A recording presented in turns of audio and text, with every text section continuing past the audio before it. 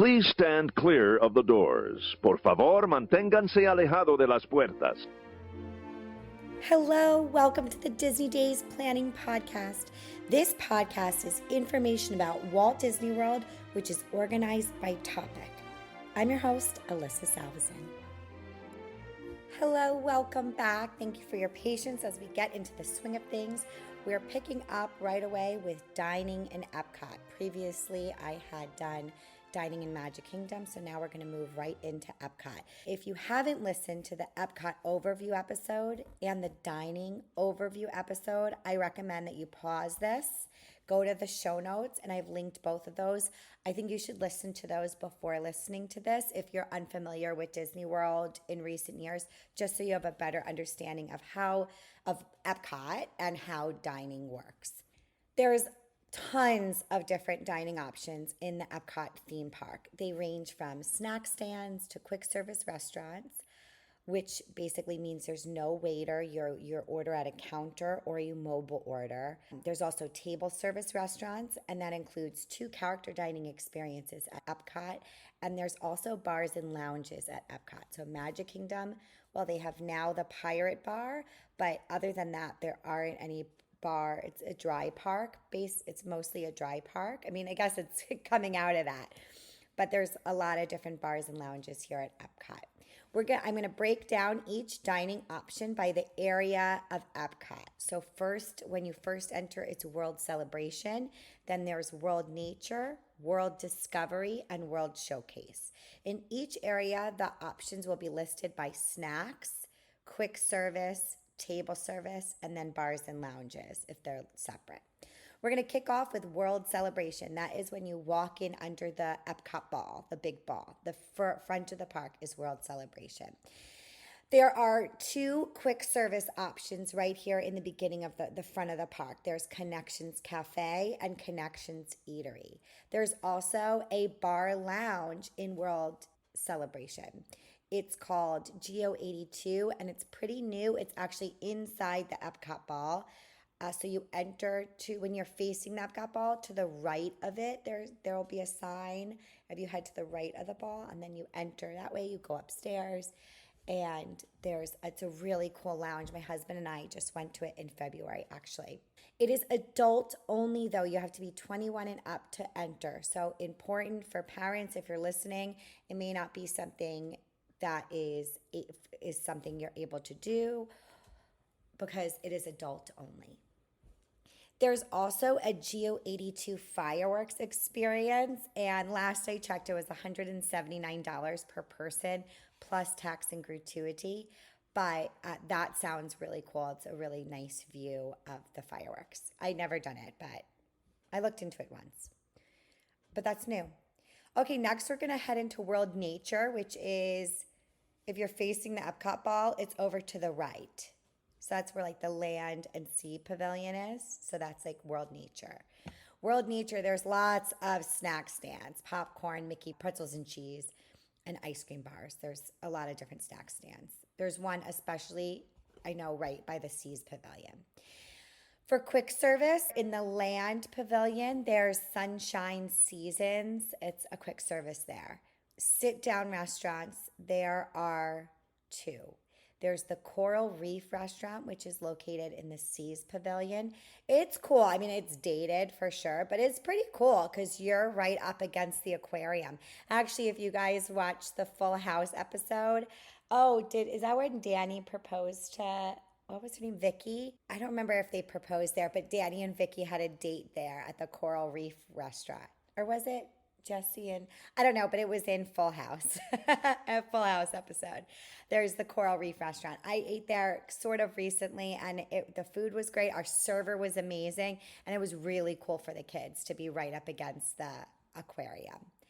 And then at the Land Pavilion, there's the Garden Grill Restaurant, which is a character dining experience. It's character dining all day long for breakfast, lunch, and dinner.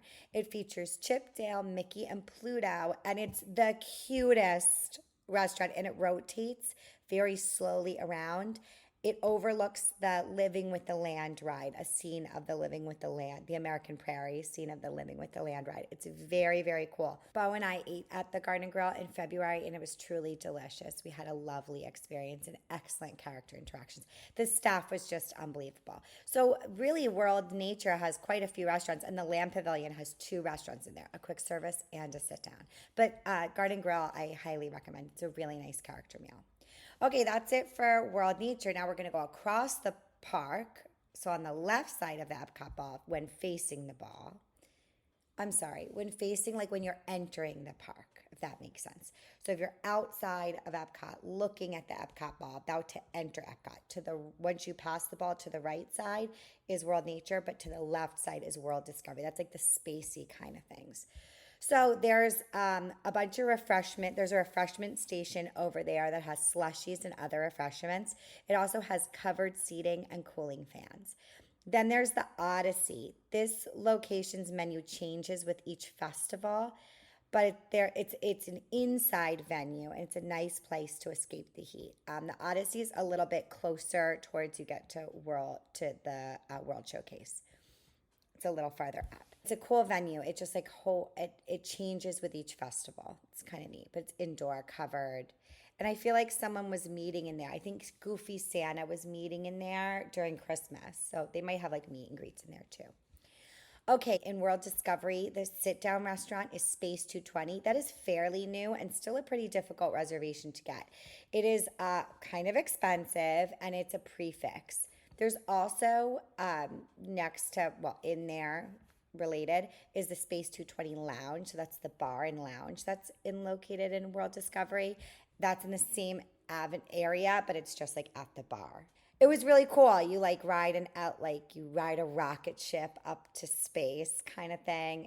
It's kitschy but cool. We ate there in February, and the boys really loved it. It was a cool experience, and the food was very good. Drinks were great. Okay, that's it for the front of the park. Now we're going to go into World Showcase. So buckle up, Buttercup. We're going to start with snacks. This is a little difficult. I was going back and forth between going by country or sticking with it being broken down by snacks, quick service, sit down. I'm going to stick with by type of food option, but I was going back and forth a lot because there's just so much. All right, so we're just focusing on snacks right now. Mexico has no snacks. Norway, there's the Kringla Bakery au Café. China, there's the Joy of Tea. African Outpost, there's the Refreshment Outpost there. Italy, there's the Gelateria Toscana. In America, there's the Fife and Drum and a funnel cake stand. In Japan, you have Kabuki Cafe, which has sushi and hot and cold sake. In Morocco, there's Oasis Sweets and Sips. France, there's L'Artisan de Glace. I don't actually know how to pronounce it. It looks like glaces, but I think it's glacé maybe? I'm not sure. No snacks in the UK. Canada, there's the popcorn in Canada. So those are snacks. Now we're going to go to quick service. In Mexico, there's the La Cantina de San Angel, Mexico. Now, there's a bunch of different San Angel locations. This is the quick service. So this is outside. This is the outside. So if you're walking towards Mexico, it's on the right-hand side along the water. It's on the right. That's that spot. There's no mobile order, so you have to wait in the line to order at the counter. There's a lot of seating over there. It's outdoors. A lot of it's covered. And that margarita is actually my favorite margarita, just the frozen lime, their regular frozen lime margarita. I don't go to the margarita stand. I go there to the La Cantina. That's my favorite margarita place. Anyway, next, China. There's the Lotus Blossom Cafe for a quick service. Germany has Summerfest, and you can mobile order. Italy, there's Pizza al Taglio. America, we have a quick service in America now. It's fairly new. It's called Regal Eagle Smokehouse. They have crafts, drafts, and barbecue. Now, this also interesting. You can do during festivals. Epcot is like a festival park. During festivals, there will be a concert or some sort of entertainment at the American Pavilion Theater.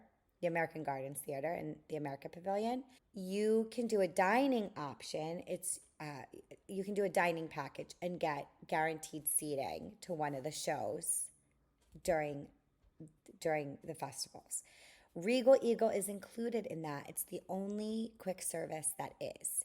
So if you're trying to save a little bit of money, I mean, it's still more expensive than if you were just to go to a regular quick service. But if you're trying to save a little bit of money, or if you weren't able to get an advanced dining reservation, if you thought of it too late or something, or your plans changed, you can go straight to Regal Eagle in the morning and do the quick service dining package. Very interesting. We did it for the Candlelight Processional in December. It's an amazing value, truly. Okay, quick service in Japan. There's Katsura Grill. No mobile order, but it is a quick service. So the Japan Pavilion is really cool. You have to really explore, but it's in kind of towards the back. In Morocco, there's Tangerine Cafe, Flavors of Medina. In France, there's Crepes à Emporter by La Crêperie de Paris. So it's next door. It's like the quick service option. There's also a sit-down creperie, but this is the quick service on the side. It's kind of like on your way towards Remy. Then there's Le Hall Boulangerie Patisserie. No mobile order there. That's at the exit of the Beauty and the Beast sing-along. United Kingdom, there's the Yorkshire County Fish Shop. And there's, in the UK Pavilion, there's seating outside there, and it's a great fireworks viewing spot too. Canada, there's a refreshment port that has poutine and ice cream. Okay, now we're going to do table service. Mexico, there's La Hacienda de San Angel. That's across from the Mexico Pavilion. That's also outside. But that's table service. So it's kind of like on the other side of the cantina, but on the water. Then there's San Angel Inn, which is the restaurant inside the pavilion overlooking the Tres Caballeros attraction. Really, really great dining options in Mexico. Next, in Norway, there's Akershus Royal Banquet Hall. That's princess dining. That's a character dining. And it's princess dining all day long for breakfast, lunch, and dinner. People love it. I've never been there. People love it. Apparently really good princess interactions. I'm probably butchering the names of all these restaurants, so please pardon my pronunciation. In China, there's the Nine Dragons restaurant. We've eaten there a whole bunch. It's a nice restaurant. In Germany, there's Beer Garden restaurant, and that has it's a buffet, but there's music. There's a band. It's kind of cute. They play every so often. It's a cute restaurant. And there's always availability. If you can't get a reservation somewhere, likely you can get it at Beer Garden. It's a really big place too. In Italy, there's Tutto Italia Ristorante, and there's Via Napoli and Pizzeria. No sit down in the American Pavilion, just that quick service. Then in Japan, there's Teppan Ito, which is a Japanese steakhouse, like hibachi. It's good for large parties, and it's really cool. It has the most magical teppanyaki on earth, they say. It's cute. You go upstairs. It's neat. It can get really crowded if you're on one of the inside rooms, but if you have a large party and you're in your own little room, it's cool. They don't do a big flame though, like you would if you have a local hibachi place. It's a little different, but it's a lot of fun. Okay, next there's a bunch of dining in Japan. So there's the Teppan Ito, which is the Japanese steakhouse. There's Shikisai Sushi Izakaya. That's in the front of Teppan Ito, sort of. It's upstairs. You have to walk up the stairs. It's up. And there's the sushi place and then Teppan Ito. And then there's Takumitai, which is it's quite expensive. It is a fine dining restaurant. I think there's a little bit of a dress code. It's not super crazy. You don't need to wear a suit, but there is a little bit of a dress code. It's fine dining, and it is prefix courses. I think it's around $200 a person, and there's probably one that has a sake pack. There's probably something like that, different pairings. But that is a bucket list for me. I'm turning 40, and I'm we're gonna be in Disney the month after I turn 40, and I'm I think we should do a Takumitai night, not with the kids, just adults. So we'll have to figure out a nanny. There's nanny services in Disney, so we might test it out. I don't know. I'll report back. In Morocco, there's Spice Road Table, and there used to be Restaurant Marrakesh, which I loved, but it closed. It closed. They took down the sign. It's like officially gone, which I'm kind of sad about. But the Spice Road Table is great. That's also on the water. It's also nice fireworks viewing, and it's cool. It's like tapas, sort of. Not they wouldn't call it that, but like my husband and I went and got like a bunch of small plates. It was really, really delicious. But we like Mediterranean food, like Moroccan food, we like food like that. Okay, France has 3 restaurants. Chef de France, which I really love. I've been there quite a few times now. I think it's a great meal. There's you don't have to do the prefix, but there is a prefix there, and I think it's a good deal. Then there's Monsieur Paul, which is also fine dining, and that's for 12 and up, ages 12 and up. And then there's the La Crêperie de Paris, and that's where you'd go towards the Remy ride. It's next to that quick service creperie. It's very cute. And then in the United Kingdom, there's Rose and Crown, which is lovely. It's a great option. And that too has nice firework viewing. It's right on the water. And then finally, we're in Canada. And Canada, there's Le Cellier. Le Cellier is a steakhouse. And I've eaten there once and it was really good. We loved it. That used to be a really hard reservation to get to. Okay, next we're going to head into bars and lounges. In Mexico, there's La Cava Experience, which is a tequila tasting. Really cool. Then there's also Chose de Margarita. That's that outside margarita stand. But when you're walking towards the Mexico Pavilion from World Discovery, like the center of the park, like when you first walk in, if you're walking towards Mexico, it's on the left-hand side, kind of next to the Mexico Pavilion, the inside, the building. No bars and lounges in Norway, China, the African outpost, or Germany, which seems like there should be like a bar in Germany, don't you think? But in Italy, there's Tutto Gusto Wine Cellar. In America, there's the Black and Hans. It's really a stand right before you get to Japan. Japan, no bar and lounge in Japan. Morocco, the Spice Road Table has a bar that you can sit at. France, there's La Vignes des Chefs de France. UK, there's the Rose and Crown pub, which is really fun. And then there's a UK beer cart, and nothing in Canada. Okay, actually that went pretty quickly. I thought it'd be much longer. But you know what I'm not talking about? I really haven't talked about the festival booths. The next thing we're going to talk about are the magical extras for dining.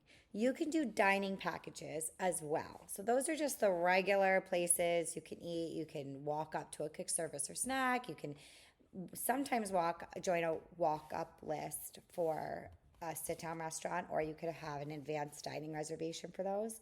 But now we're going to talk about something a little different, the packages. Okay, there are fireworks packages, and like I said before, preferred and guaranteed seating to the theater performances in the American Gardens theater performances during the festivals.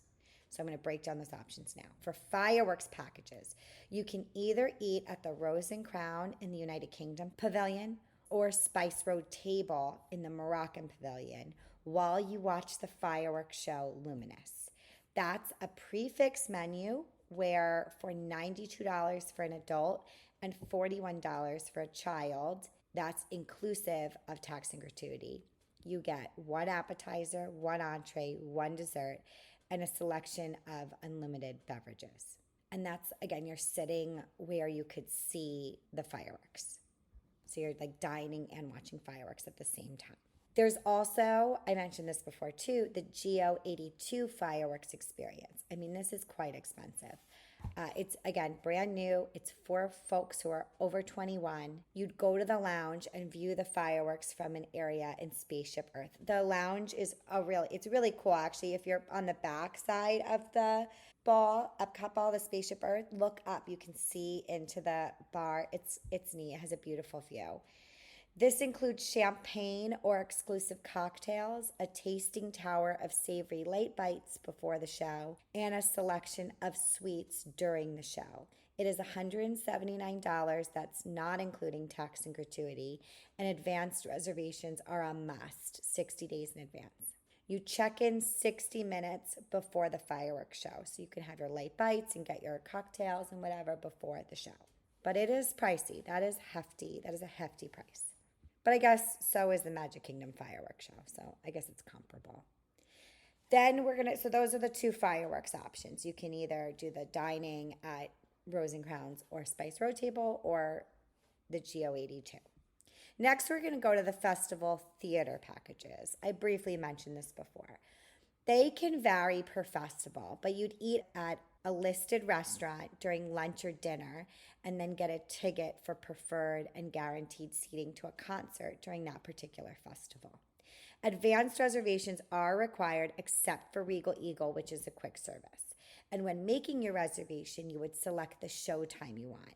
For example, the 8 p.m. candlelight processional during Festival of the Holidays. Most of the time, you get an entree, a dessert, and one beverage included in the price. But for a buffet, you'd get one buffet ticket. Prices vary based on the restaurant, so make sure you check the My Disney Experience or the Disney website for the exact pricing and options.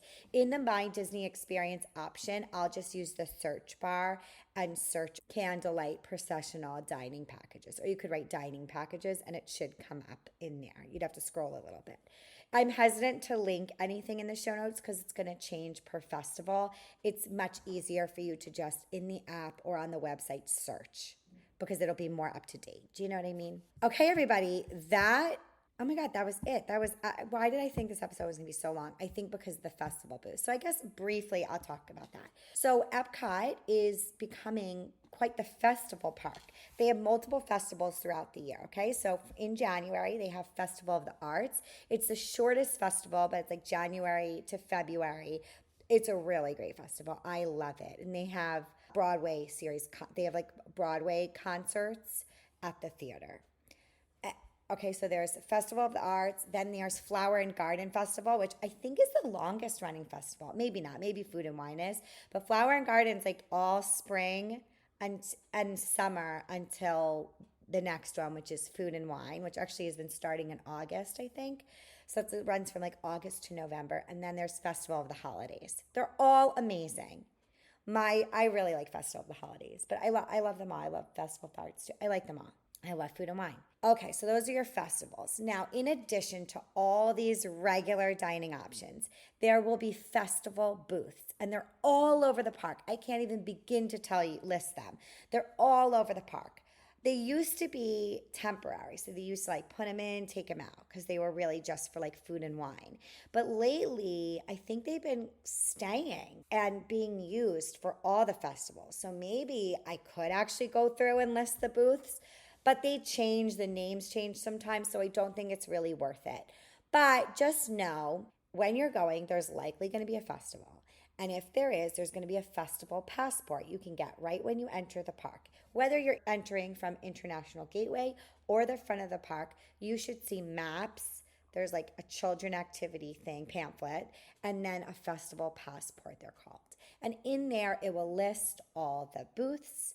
It will show you the entertainment for each night. It will show you any other fun extras they're doing. If they're doing like a like during Food and Wine, there's like the Remy Fromagerie or something like that, where you do like a cheese. If you try different cheeses, then you get like a prize. For the Festival of the Holidays, I'm pretty sure it's like a cookie stroll. And if you get like 5 different cookies, you show your passport with the stickers or stamps, and then you get like a little prize. They're, little kitschy things like that. I don't know what the Flower and Garden one is at all. Actually, I haven't been in so long. But anyway, you get the gist. I don't remember what it was for Festival of the Arts either, and I just was there. But anyway, whatever. All that will be in your festival passport. You can also look this up on the My Disney Experience. And what I do recommend you do on the My Disney Experience, because it's not in the festival passport, which actually would be really good feedback for Disney. I think they should add this in the passport so people don't have to always be on their phones. There's not a map to show you where the booths are. It'll say near UK Pavilion or World Discovery. Okay, but that's a little like vague. On your My Disney Experience app, it will show you exactly where the booth is. So I do recommend looking through the passport, seeing, I really want to try this crab cake sandwich, or I want to try this drink or the sake or whatever, and then pull up your app and see where it's located exactly so you can plan out your touring plan. The booths are not mobile order. I guess they'd be considered snacks. You'd have to wait on the line, then pay up at the counter, and then you follow the little like queue, and then you wait. You take the receipt, then you go to the like little counter. You give your receipt to the staff, the cast member working there, and then they'll hand you what you ordered. It's quick. It moves very quickly. There's not a lot of seating though. Usually you're standing on a garbage can eating. Sometimes there's high tables. By Germany, there's like high tables along the water. There's a couple spots where you can find some tables. I think by Canada too, there's some high tables. But that's like a little thing that people are like eating over garbage cans. But that's also an option. So typically when we're going during a festival, I don't always do a sit down, even though, my rule is one sit down meal a day. Oftentimes if we're going to Epcot, I will relax that rule. Or typically not. Usually I still make a dining reservation. But like for lunch, we'll hit the festival booths, which by the way, with little kids, seems to never work out. Last time I really tried doing that, I wanted that crab cake sandwich. There were like 3 items I really wanted and a drink, this like bourbon drink I really wanted. And I got none of them. 0. I had 0 because the kids were just, it's really hard with kids, especially if you're the only adult and you can't divide and conquer. But the festival booths are like really fun and another option, but it is impossible for me. I could do a separate episode during each festival. I can come on and list all the things. But for me to talk about it right now would just be, first of all, it would be irrelevant because it would change, right? Like some things might stay the same for food and wine, but for me to talk about last year's food and wine would not be helpful to you, because it's going to change. I could do an updated episode. But anyway, just be aware that if you're going, I'm sorry, I'm kind of rambling, but be aware if you're going, likely there will be a festival, so there will be other dining options for you as well. They're a snack though, it's like a quick thing. They're usually pretty small portions, not tiny. Well, some are really tiny, some are not. It depends. It really depends. It really varies. But there's just another dining option for you. Almost everywhere you go, the booths are all over. From the not right in the very beginning of the park, but as you start entering World Showcase, definitely. There's booths all over World Showcase.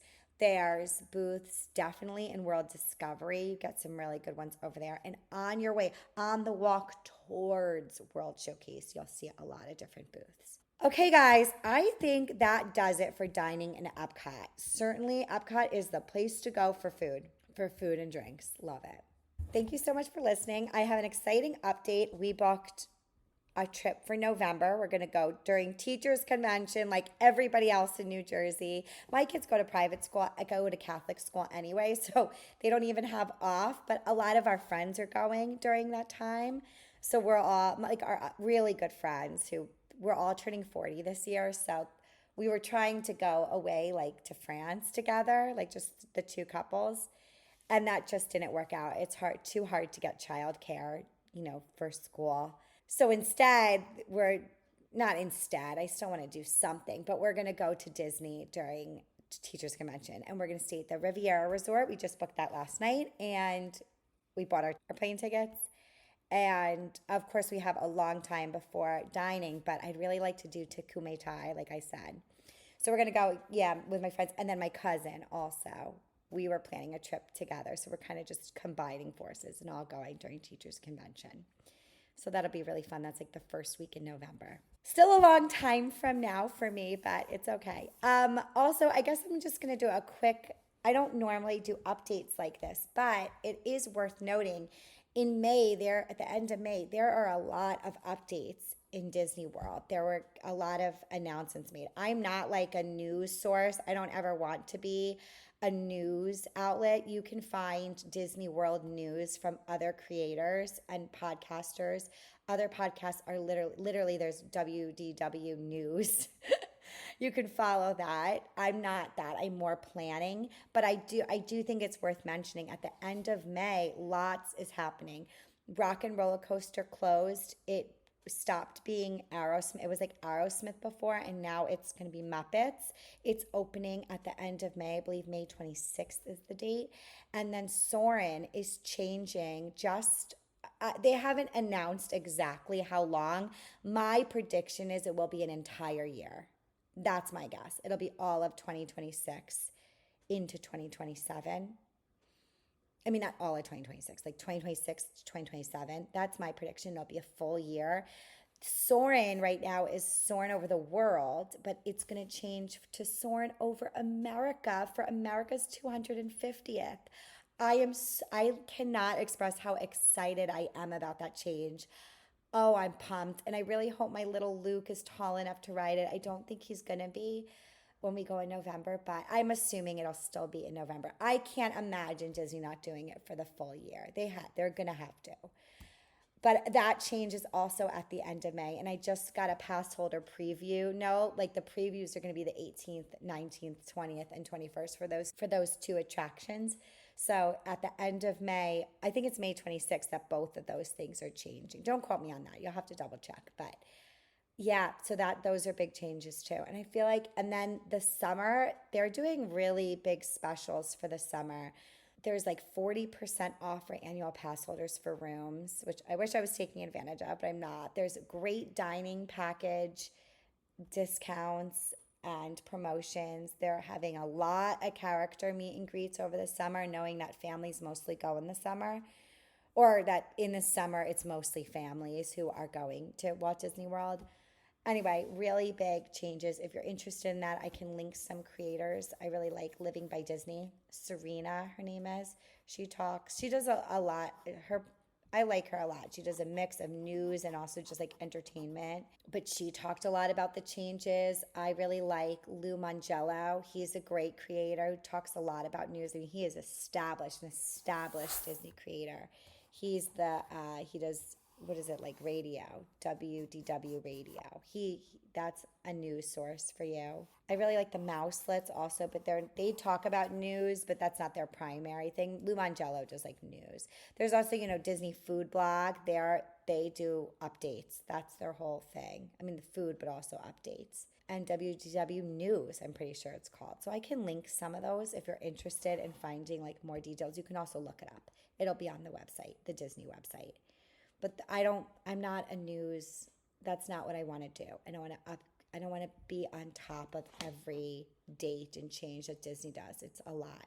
My focus is more just helping you plan your trip. So if you have no idea what Disney World is, no idea where to start, I'm hoping listening to my podcast can give you some guidance and help you understand a little more. And I'll give you some of my like honest opinions here and there if I have one.